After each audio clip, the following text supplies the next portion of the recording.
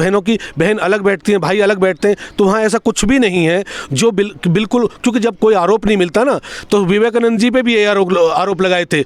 नमस्कार दोस्तों, आज हम पहुंचे हैं ग्रेटर नोएडा के ओमिक्रॉन सेक्टर 3 में, जहां पर कि डेरा सच्चा सौदा के श्रद्धालुओं द्वारा एक धार्मिक नाम चर्चा का आयोजन किया गया है। सीधे डेरा सच्चा सौदा के श्रद्धालुओं से बात करते हैं। जुड़े हुए हैं हमारे साथ एक सर। जी सर, अपना नाम बताएं। मेरा नाम एडवोकेट अशोक रावल है। मैं डिस्ट्रिक्ट कोर्ट गौतम बुद्ध नगर में बैठता हूँ और यहीं प्रैक्टिस करता हूँ और डेरे सच्चे सौदे से जनवरी 96 से जुड़ा हुआ हूँ। सर, आप एडवोकेट हैं, जैसा कि मीडिया ने दिखाया था और बहुत सारे सोशल मीडिया के जो चैनल हैं वो भी बताते हैं कि डेरा सच्चा सौदा के साथ जो जुड़े हुए लोग हैं वो सीधे साधे हैं, कम पढ़े लिखे हैं, तो इसके बारे में आप क्या कहना चाहेंगे?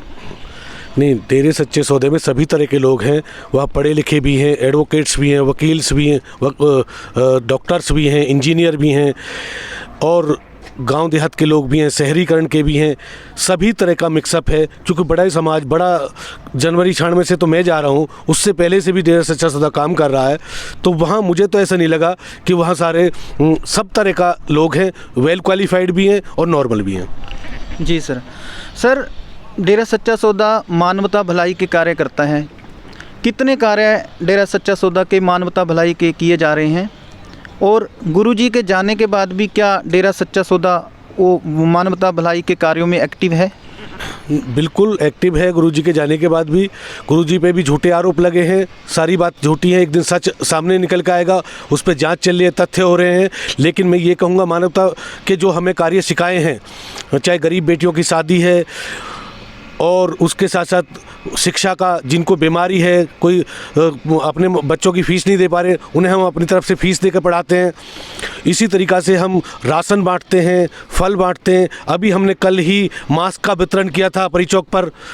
बड़ी संख्या में लोगों पे मास्क नहीं है, लंबे समय से बीमारी चल रही है, उसके बाद भी लोग जागरूक नहीं है। हम नॉर्मल सभी लोगों को जागरूक कराते हैं और मास्क हमने अपनी तरफ से फ्री दिया था।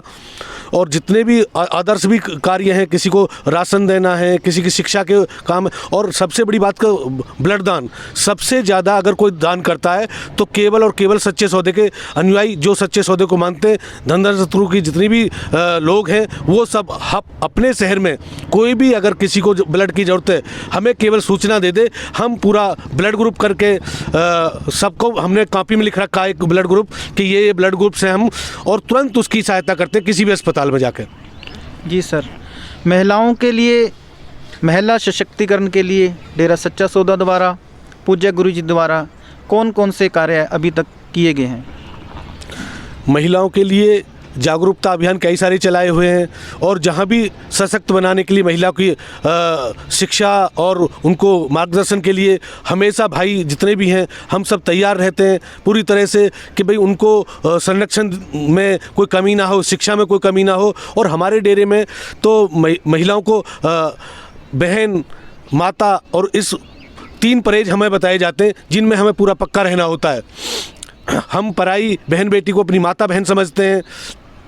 इसी तरीक़ा से हम जीवन जो जीते हैं उसमें हमें अगर कोई बड़ी हैं तो माँ, बराबर की हैं तो बहन, और छोटी हैं तो बेटी के समान हमें हमारे गुरुजी ने भी सिखाया और हम भी इसे मानते हैं।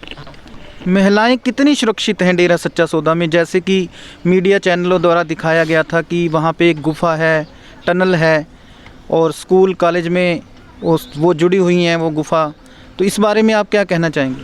वो भी बिल्कुल झूठ है, क्योंकि हम सेवाओं में रहते हैं। कई बार हम 3 दिन पहले पहुंच जाते हैं सत्संग से, या 2 दिन पहले, या बीच में भी हम घूमने चले जाते हैं। हमें तो कोई गुफा दिखी नहीं और हमें ना कोई मिली वहाँ। और रही बात बहनों की, बहन अलग बैठती हैं, भाई अलग बैठते हैं, तो वहाँ ऐसा कुछ भी नहीं है जो बिल्कुल, क्योंकि जब कोई आरोप नहीं मिलता ना, तो विवेकानंद जी पे भी ये आरोप लगाए थे संसार में। जब भी महान संत होते हैं उन पर और कोई बचता नहीं है ना, तो यही आरोप आसान है, इसे लगा देते हैं।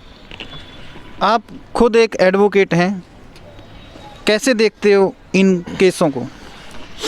देखिए, इन केसों में सच्चाई नहीं है। अगर सच्चाई होती तो इतने दिन से आज बातें, ये तो सरकार के वहाँ दबाव है चीज़ों को इधर उधर से फैला के अपनी सरकार के मनसा पूरी होने की बात है। बाकी ऐसा कुछ नहीं है, वकालत में ऐसा कोई नहीं है नियम कि उन्होंने बिना सबूत के जज किस बात की सज़ा दें, क्या करें, कोई ऐसा नियम ही नहीं बना है। अगर आप हमारी जो भी रिपोर्ट्स हैं उन्हें पढ़ें तो बिल्कुल क्लियर है, उसमें ऐसा कुछ नहीं। कोई भी सरकार या कोई भी जो जिसने अरेस्ट किए हैं कोई उन्हें साबित ही नहीं कर पाए। जब साबित ही नहीं हुए तो जुल्म क्या। सरकार से क्या अपील करना चाहेंगे लास्ट में, क्या सरकार से आप अपील करते हैं गुरुजी के बारे में? सरकार से यही अपील करेंगे कि सरकार इन चीज़ों को समझे और जो जाल में फंसा के और उनके खिलाफ जो षड्यंत्र रच के गुरुजी को जेल भेजा, हम पुनः उनसे यही कहेंगे कि जज भी समझें इस चीज़ को और वकील भी समझें और पैरवी ढंग से होके और इन गुरुजी को जल्दी से जल्दी घर वापस भेजें, डेरे सच्चे सौदे। तो ये थे एडवोकेट सर जिन्होंने बड़ी ही बेबाकी से सभी सवालों के जवाब दिए और अपनी बातों को रखा। धन्यवाद sir. The fact I channel से रमेश कुमार जी।